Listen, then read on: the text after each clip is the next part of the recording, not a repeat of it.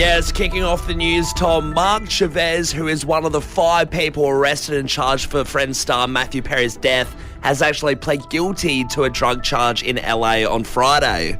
Right, so what does that mean for him? So pretty much he's admitted guilty to administering ketamine to Matthew Perry and selling it off as a drug deal pretty much, along with a few other people, but they're still being reviewed. But he will receive potentially maximum 10 years in prison. Right. And since he's pled guilty, though, it's looking like that probably won't happen. He'll get a lesser sentence, but he'll still get a bail of 73,000 Australian dollars and also the medical license revoked. So was it an intentional thing? Yeah, it was intentional. It was a drug deal for sure. Right. Yeah, was it intentional for him to die, though? Or was that still accidental overdose by Perry? I think that's still being reviewed, that it's an accidental overdose, but obviously the doctor gave way too much and it was unlawful and inappropriate how much he gave. In other news, Tom, Heinz Carbonara is the thing now. It's been trialled in England, so think Heinz spaghetti. It's now carbonara, the creamy sauce with pancetta in it. It sounds absolutely awful. There's a lot of people, a lot of Michelin star chefs have come out to say this is disgusting, it shouldn't be a thing. Right, and I think the thing is, though, I think this is getting an unfair rap because it sounds disgusting because it's carbonara. It's cream sauce in a tin can. Yeah. But, you know, everyone thinks Heinz spaghetti is kind of gross as well. But the first time you have it, you're like, this is all right. Well, so I'm going to hold out hope and hope that the carbonara isn't too bad. Yeah, I guess Heinz spaghetti could have, in its heyday when it first came about, maybe people would have turned their heads a little bit. It would have had the exact same effect. I'll be trying the Heinz carbonara and I'll let you know how it is. Please do. And in other news, very sad, a fresh favourite, US rapper Fat Man Scoop has unfortunately passed away at age 53 after collapsing on a stage on Friday in Connecticut. Yeah, right. Famous for this song, of course. You got a $20 bill, get your hands up. You got a $10 God, it's just too good. And he would definitely be missed. Obviously, he's done heaps of collaborations with Nick Cannon, Skrillex, Timbaland. He made an absolute career for himself. Definitely a highlight of many parties and nightclubs around the world. Absolutely. 53 is just way too young. It is. Tom, the other day we were discussing on the show something pretty outrageous that happened between a friend of mine and a mispronunciation of a name of someone pretty big. Yeah, here's how it went. Tom, I was chatting to a friend and she was talking about a big person in the media. She says, yeah, the fact that David Koch is doing that with Port. And I was thinking, who is that? She was trying to say David Koch. Koshi. And she was like, oh, you know David Koch. And I was like, that's not his name. Can you imagine that? Can you imagine Koshi getting wind someone's calling him David Koch?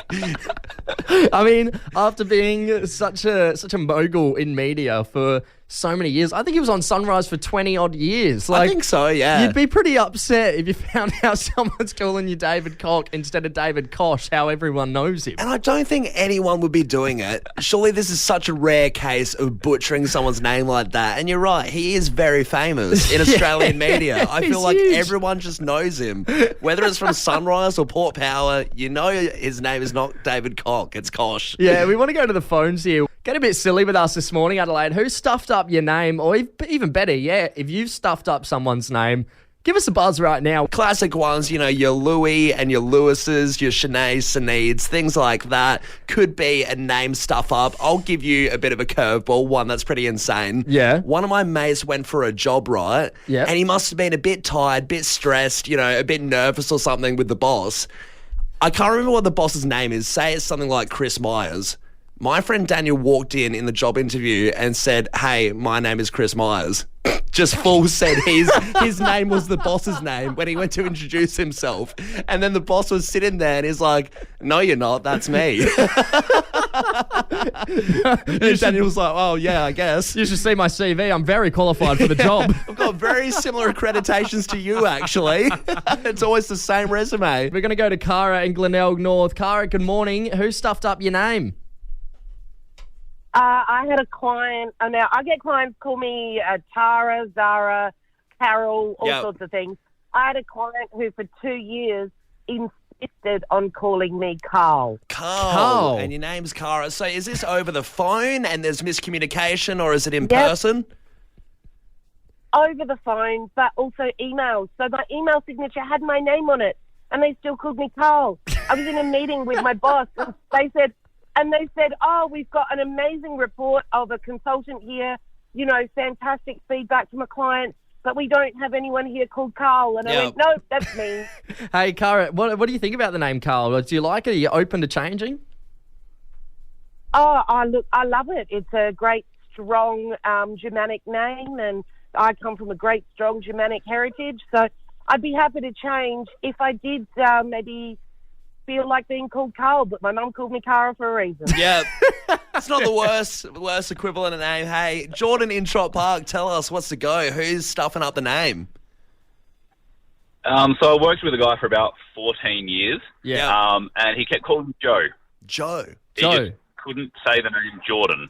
But he knew your name was Jordan? In emails and everything, addressed me correctly. So I was his boss's boss. Just couldn't say Jordan. Do you think he was trying to just, have that workplace banter and shorten your name Jordan to Joe? No, he doesn't do that with anyone else. He's a really nice fella.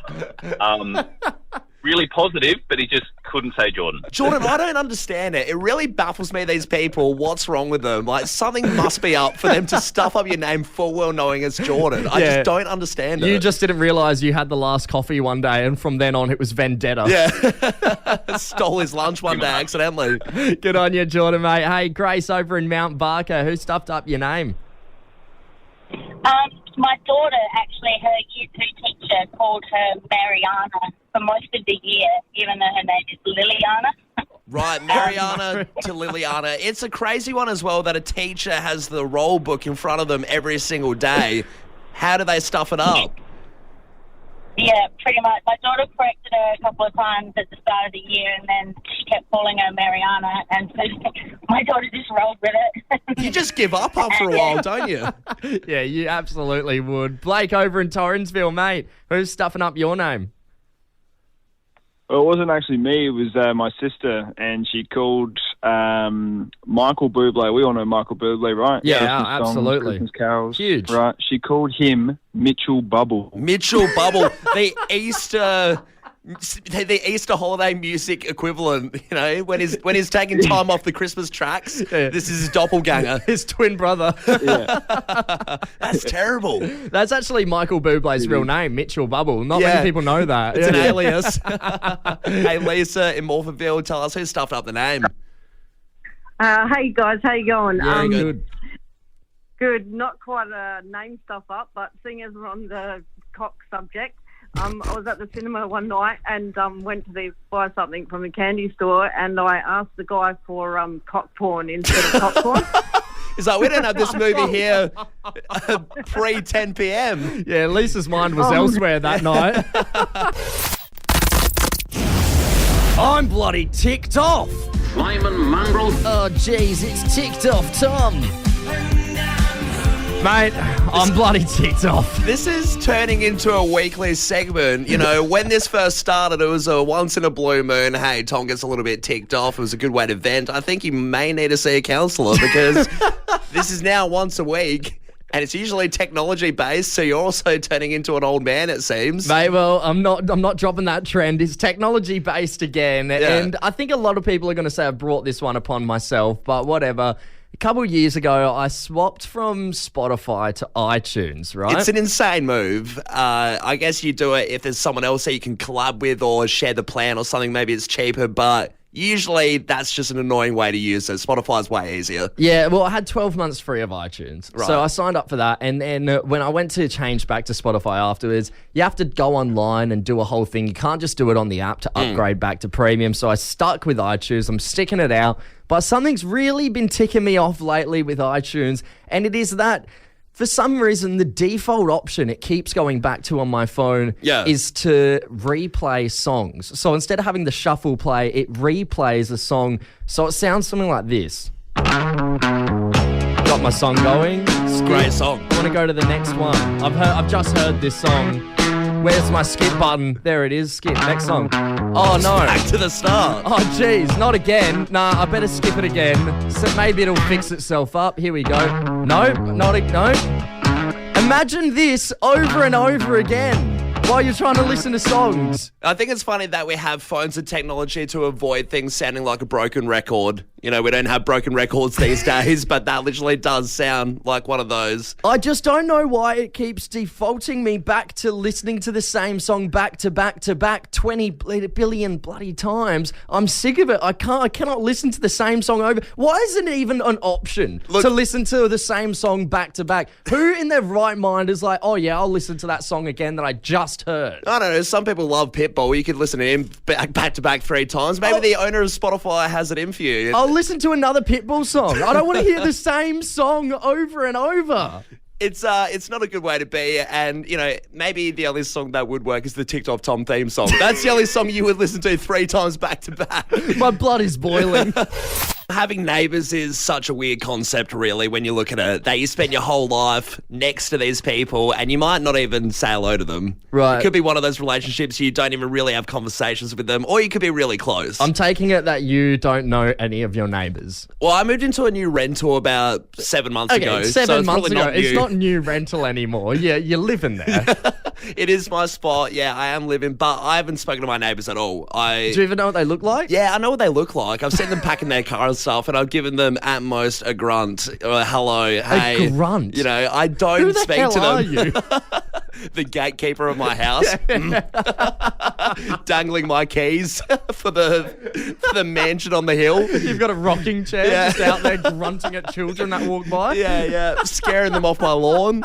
But no, I haven't spoken to them at all, really. And it's a funny concept because our boss, Sophie, she was saying that the other day she was making a soup at home and she couldn't find a can opener. What do? Can't open the can. Should I go and get one from my neighbours? Right. And it sparked this discussion with us because is it a weird, outdated thing to go to your neighbours and ask for something? Yeah, I mean, the classic thing is going and borrowing sugar. From your neighbour. Sure. Right? That is what you see, you know, in the movies, and it's very old school. But she got a little bit nervous and she thought, is it a bit odd? Should I go over there? Does it make it awkward? Would they expect things from me in the future? Do I then have to become friends with them? I mean, we're going to open up a bit of a discussion here. Is it outdated? Can you still borrow stuff from your neighbours, Adelaide? I mean, I feel like these days it's just so much harder to borrow stuff from your neighbours. So many people have security fences. Yeah. Right? Imagine just like going up and you have to stand out on the sidewalk, buzzing their fence, waiting for them to answer. To be like, I need sugar. Do you have a can opener at like 9 o'clock at night? Right. And that's the other thing. At what point is it too late to go over to your neighbour's house? I think anything past 8 o'clock is a bit, okay, it's probably too late. Yeah, because if it's too late for me to run down to the shops and get what I need, I think it's too late to then go to your neighbour and ask him. See, our boss, Sophie, she made the point as well, how far do you go? Do you go somewhere down the block almost, your furthest away neighbour, so it's not awkward, you don't have to see them? Well, that's what I was thinking. Imagine going to your furthest away one, and they're like, oh, how many houses down are you? And you say, well, I'm in another suburb, actually. I'm not even from here. I'm just doing the rounds, mate. I mean, that's the other thing as well. I mean, with security fences, wouldn't want to buzz on that. I wouldn't want to walk up a long driveway either to get to a house. It has to be a very easy opportunity for me to approach the front door for me to be able to borrow something from the neighbour. But at the end of the day, I think I'd just go to the shops, and if they're shut, I'd just call it quits and be like, well, I'm not having that tonight. Exactly right. My easiest solution would be that you could yell over the fence and not even have to look or talk to them. From the backyard. Yeah, they'll just throw the can opener over the fence. You catch it, use it, thanks, mate. Hey, Chuck Steve, it back over. You got a can opener over there? Yeah, minimal contact would be the best. Look, let's go to the phones. Is it okay to borrow stuff from your neighbours? Is it outdated, Adelaide? Are you still borrowing stuff from your neighbours? We're going to go to the text line here. Somebody texted through saying, I still borrow stuff from my neighbours all the time. It's handy if you make mates with neighbours, Callum. Yeah, I just can't be bothered. So you don't know your neighbours. I don't know them that well, no. Can you imagine? I think it also depends what you're asking for. Can you imagine being like, hey, I heard you had a ripper party the other night. Do you mind if I borrow some of that vodka? What? Who's doing that? It has to be a can opener. It has to be a necessity. And that's why we got this text here as well. Stupid thing to say. It's not that stupid. We're getting looks from our producers. Why would you say that? I still haven't given back the last frying pan I borrowed from my neighbours. It's been a year. Now it's too awkward to give it back, from Christine. Yeah, there you go. Hey, in a similar vein, somebody also texted through saying, happy to lend stuff to my neighbours. You just have to be careful of the Homer Simpson types who won't return stuff. Had a bloke a few years back borrow my brand new Makita drill and then moved without returning it. Right. It's funny they say that because I'm pretty sure Homer did steal Ned Flanders' lawnmower, whippersnipper. He stole heaps from Ned Flanders. Hey, let's head to our phone lines. We got Christine from Hallett Cove. Christine, what do you reckon? Is this an outdated concept or is it still okay to go borrow stuff from your neighbours? Hey, yeah, so I'm pretty lucky. So my dad did all the hard work for me, but we're friends with our neighbours on both sides. Yeah. They give us Christmas presents and bring us cookies and stuff every now and then and drop stuff off. That's very close. We don't talk to each other after dark, basically. Right, so there's a curfew, a cutout of a certain hour of the night where you just don't talk to the neighbours. Yeah. Hey, Christy, have you always been mates with your neighbours since, like, growing up as well? Has this always been a common thing for you? So on one of the sides of our fence, yes. But we've recently had new neighbours next door, and I didn't want to interact with them at all, but my dad made friends with them, and now we're pretty good. Oh, you know what? It could be quite good having Christmas presents from both sides of the fence. Yeah, but now you've got to buy Christmas presents for both sides of the fence. Christy, if it wasn't for your dad's heavy lifting, do you reckon you would have made friends with the neighbours or you would have left it?